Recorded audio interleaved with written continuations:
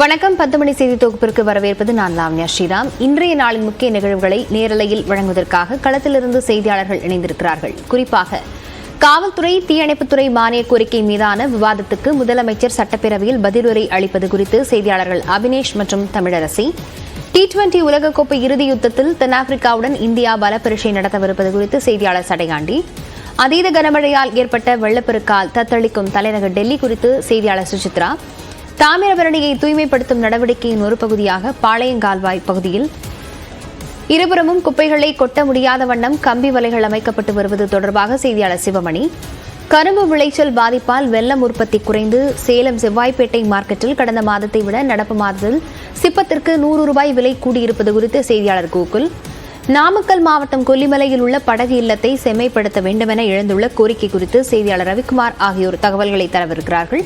இவர்களுடன் பேசும் முன்பாக இந்த நேரத்துக்கான தலைப்புச் செய்திகளை பார்க்கலாம்.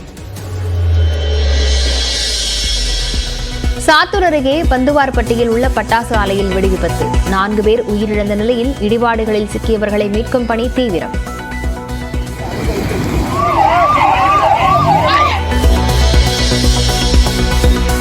கள்ளச்சாராய குற்றங்களுக்கான தண்டனைகளை கடுமையாக்க சட்டத்திருத்தம் என முதலமைச்சர் ஸ்டாலின் அறிவிப்பு.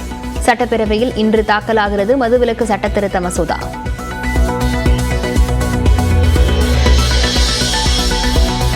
நீலகிரி மாவட்டம் பந்தலூரில் 28 சென்டிமீட்டர் மழை கொட்டி தீர்த்தது. பல்வேறு பகுதிகளையும் மழைநீர் சூழ்ந்ததால் வெள்ளக்காடான சாலைகள்.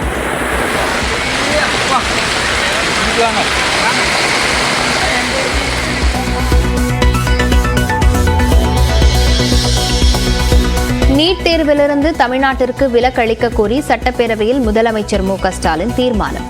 நீட் தேர்வை அகற்ற சட்டத்தில் திருத்தம் செய்ய வேண்டும் என்றும் மத்திய அரசுக்கு வலியுறுத்தல். நீட் தேர்வு முறை அகற்றப்பட வேண்டும்.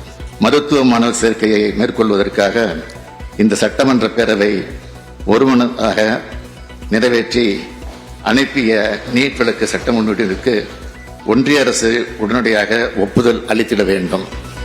தொடர்ந்து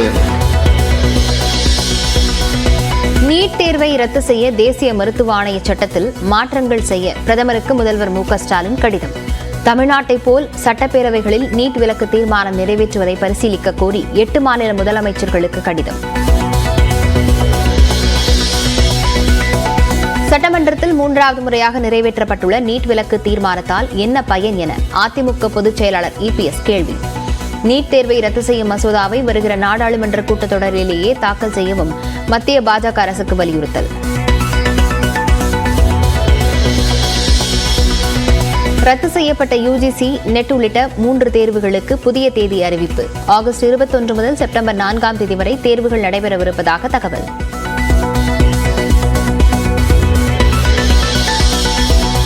விக்கிரவாண்டி மக்களுக்கும் நல்லது கிடைக்க பாமகவிற்கு வாக்களிக்குமாறு ராமதாஸ் பரப்புரை. அண்ணாவிற்கு பிறகு கருணாநிதியிடம் திமுக சென்றதால் வரலாற்றில் பெரும் தவறு நிகழ்ந்துவிட்டதாக சீமான் விமர்சனம். ஒரு கெடுவாய்ப்பாக பிறகு அண்ணா அவர்கள் அதிகாரத்தை கைப்பற்றி 1.5 ஆண்டுகள் இறந்துவிட்ட பிறகு கட்சி, ஆட்சி, கொடி, சின்னம் எல்லாம் ஐயா கருணாநிதிக்கு போய்விட்டது. அந்த இடத்தில்தான் வரலாற்றில் பெரும் தவறு நிகழ்ந்துவிட்டது. தற்போது நல்ல தலைவர்கள் தேவை என தமிழக வெற்றி கழக தலைவர் விஜய் பேச்சு. நன்றாக படித்தவர்கள் தலைவர்களாக வர வேண்டுமா வேண்டாமா என மாணவர்களிடம் கேள்வி. நல்லா படிச்சவங்க அரசியலுக்கு வரணுமா வேண்டாமா? உங்களை தான் கேட்கிறேன். நல்லா படிச்சவங்க அரசியலுக்கு வரணுமா வேண்டாமா? நல்லா படிச்சவங்க தலைவர்களாக வரணுமா வேண்டாமா?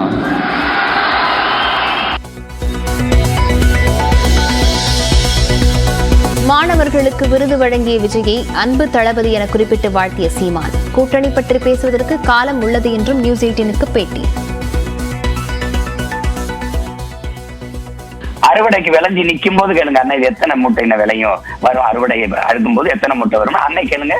நானும் சொல்றேன், என் தம்பியும் சொல்வார். இப்ப விட்டுல சாரை சாரையாக அமர்நாத் செல்லும் யாத்திரிகர்கள் குழு நன்மான் முகாமிலிருந்து உற்சாகமாக புறப்பட்டனர்.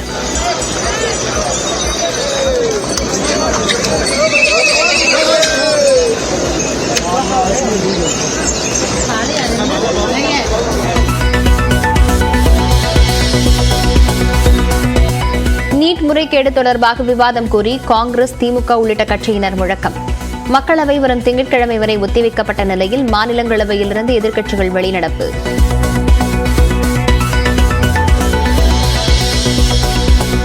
கோவையில் தாயை பிரிந்து தவித்த குட்டி யானை உயிரிழப்பு. நீலகிரி தெப்பக்காடு முகாமில் பராமரிக்கப்பட்டு வந்த நிலையில் பரிதாபம்.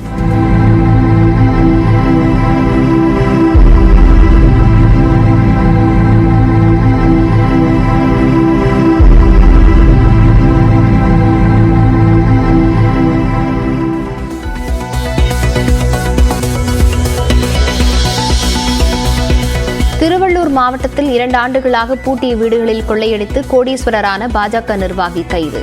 85 சவரன் தங்கக்கட்டிகளை பறிமுதல் செய்த தனிப்படை போலீசார்.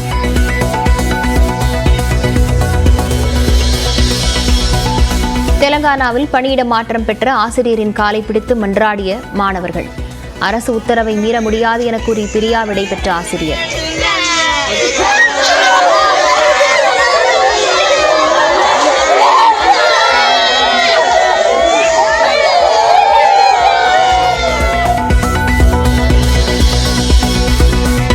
T20 உலகக்கோப்பை இறுதிப் போட்டி பார்படோஸில் இன்று மாலை நடைபெறுகிறது. கோப்பையை வெல்ல இந்தியா, தென்னாப்பிரிக்கா அணிகள் முனைப்பு. தமிழ்நாடு சட்டப்பேரவை கூட்டத்தொடர் இன்றுடன் நிறைவடையும் நிலையில் கள்ளச்சாராயத்திற்கு முடிவு கட்டும் வகையில் கடுமையான சட்டப்பிரிவுகளுடன் மதுவிலக்கு திருத்த மசோதா இன்று தாக்கல் செய்யப்பட உள்ளது. இது பற்றிய விவரங்களுடன் செய்தியாளர் அபினேஷ் இணைந்திருக்கிறார். அபினேஷ், இன்று என்னென்ன சட்டங்கள் தாக்கல் செய்யப்படும் என எதிர்பார்க்கப்படுகிறது? மேலும் எந்தெந்த துறை ரீதியிலான விவாதங்கள் நடைபெறவிருக்கின்றன?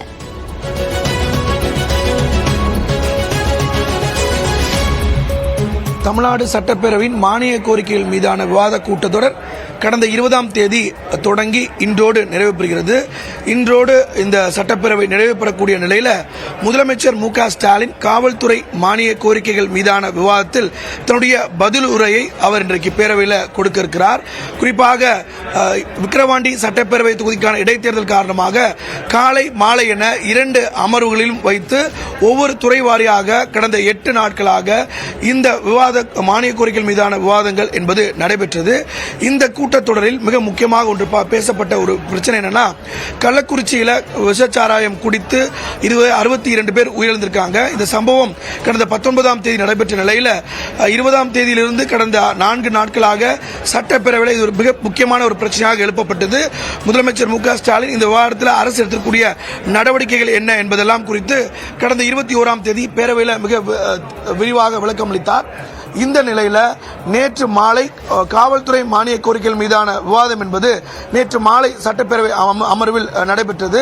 இதில் தமிழக வாழ்வுரிமை கட்சியுடைய தலைவர் வேல்முருகன், அதே போல பாஜக உறுப்பினர் நயினா நாகேந்திரன், பாமக உறுப்பினர் ஜி.கே. மணி, அதே போல காங்கிரஸ் உறுப்பினர் செல்வ பெருந்தகை உள்ளிட்டோர்லாம் இந்த காவல்துறை மானிய கோரிக்கையில் பல்வேறு கருத்துக்களை குறிப்பிட்டாங்க. அப்போது ஜி.கே. மணி சில கலாச்சாரம் தொடர்பாக பேசும்போது முதலமைச்சர் மு.க. ஸ்டாலின் ஒரு மிக முக்கியமான ஒரு அறிவிப்பு ஒன்றை வெளியிட்டார். அதாவது இன்றைய சட்டப்பேரவையில் தமிழ்நாடு மது விலக்கு சட்டம் 1937 திருத்த மசோதா கொண்டு வந்து இன்றைக்கு பேரவையில் அறிமுகம் செய்யப்படும் அப்படிங்கிறத சொன்னார். அதாவது ஏற்கனவே தமிழ்நாடு மதுவிலக்கு சட்டம் இருக்கிறது, இதுல திருத்தம் கொண்டு வரக்கூடிய வகையில் இன்றைக்கு ஒரு கொண்டு வர போறாங்க. ஏன்னா ஏற்கனவே அந்த உயிரை கொள்ளக்கூடிய வகையில், உயிருக்கு ஆபத்து விளைவிக்கக்கூடிய வகையில் இருக்கக்கூடிய குற்றங்களுக்கு கடுமையான தண்டனைகள் இல்லை அப்படிங்கிறது தான் ஒரு மிக முக்கியமான பிரச்சனையா இருக்கு. எனவே இந்த தமிழ்நாடு மதுவிலக்கு சட்டத்தில் திருத்தங்கள் கொண்டு வந்து கடுமையான தண்டனைகளை உள்ளடக்கிய சட்ட மசோதாவை இன்று காலை பேரவையில் முதலமைச்சர் மு.க. ஸ்டாலின் அறிமுகம் செய்ய வைக்கிறார். காலை 9:30 மணிக்கு வினாக்கள் விடைகள் நேரத்தோடு தொடங்கிய நிலையில் சுமார் 11:30 மணி அளவில் தமிழ்நாடு மதுவிலக்கு திருத்த சட்டத்தை முதலமைச்சர் மு.க. ஸ்டாலின் பேரவையில் அறிமுகம் செய்ய இருக்கிறார். அதன் பிறகு சுமார் 12 மணி அளவில் காவல்துறை மானிய கோரிக்கை மீதான விவாதத்தில் தன்னுடைய பதிலுரையை முதலமைச்சர் அளிக்க உள்ளார். அதன் பிறகு காவல்துறை, தீயணைப்புத்துறை உள்ளிட்ட துறைகளுக்கான புதிய அறிவிப்புகளையும் இன்றைக்கு முதலமைச்சர் மு.க. ஸ்டாலின் வெளியிட இருக்கிறார். அதற்கு பிறகு இந்த கூட்டத்தொடரில் தாக்கல் செய்யப்பட்ட, அறிமுகம் செய்யப்பட்ட அனைத்து சட்ட மசோதாக்களும் இன்றே ஆய்வுக்கு எடுத்துக் கொள்ளப்பட்டு இன்றே அது சட்டமாக நிறைவேற்றப்படும். அந்த வகையில் தமிழ்நாடு மதுவிலக்கு திருத்த சட்டமும் இன்றே ஆய்வுக்கு எடுத்துக் கொள்ளப்பட்டு இன்றிலிருந்து அமலாவதற்கான வாய்ப்பு இருக்கிறது. லாவண்யா.